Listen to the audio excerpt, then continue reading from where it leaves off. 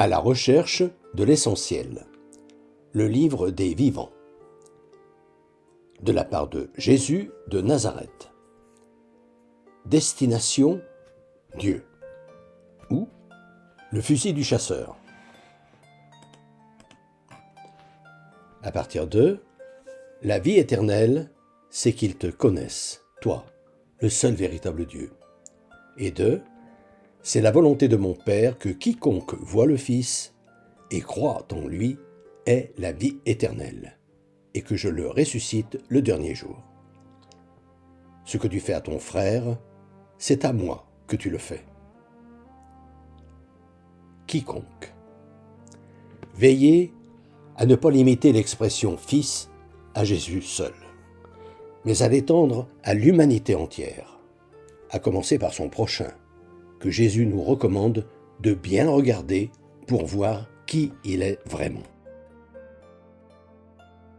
En comprenant bien que Jésus, certes, est le Fils bien-aimé de Dieu, sinon en tant que Dieu ainsi que l'Église l'enseigne, du moins parce que, en empoignant sa vie de la manière que Dieu veut, il a inauguré une nouvelle génération d'hommes et a vraiment été le premier d'entre nous à devenir un homme, un vrai, un fils de l'homme, comme il disait.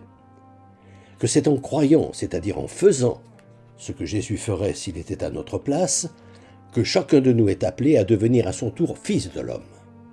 Et que cette vocation de fils n'est pas réservée à quelques individus exceptionnels, que l'Église met au rang des saints, mais à tous les membres de l'humanité dont chacun est appelé à mettre cet acte de foi en pratique pour devenir un fils de l'homme digne d'être appelé fils de Dieu.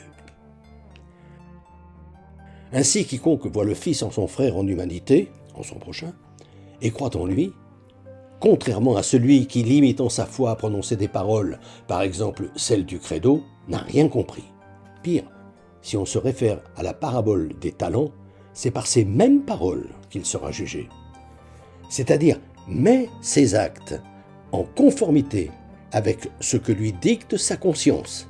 C'est avant tout ce que veut dire la demande que Jésus nous invite à faire dans le Notre Père, que ta volonté soit faite sur la terre comme au ciel, parole qu'il explicite lorsqu'il dit « l'esprit est ardent, mais la chair est faible ». Entre-t-il dans la vie éternelle et Jésus le ressuscitera le dernier jour. Ainsi, comme le fusil du chasseur, notre destination finale est donc à double détente. De notre vivant, à chaque instant de notre vie, en veillant en tout temps, nous sommes appelés à voir Dieu en nos frères et sœurs, en notre prochain. C'est cela que veut dire entrer dans la vie éternelle. Au moment de notre mort, quand, enfin, notre corps n'aura plus de prise sur nous, cette vision deviendra vraiment éternelle.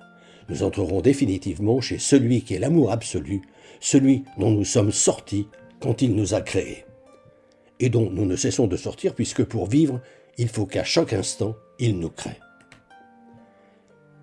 C'est cette double destination qu'il nous faut avoir à l'esprit, après notre mort et avant, aujourd'hui. Car la vie éternelle, c'est qu'ils te connaissent, toi, le seul véritable Dieu.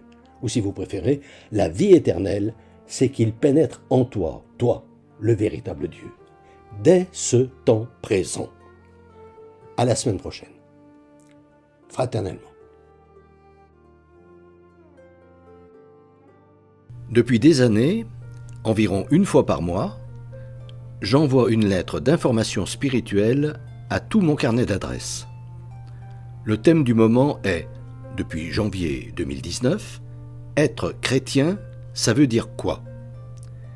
Si ce sujet vous intéresse, n'hésitez pas à me transmettre votre mail, en vous contentant d'indiquer auditeur YouTube, vos noms et prénoms, et éventuellement votre numéro de téléphone si vous souhaitez me parler.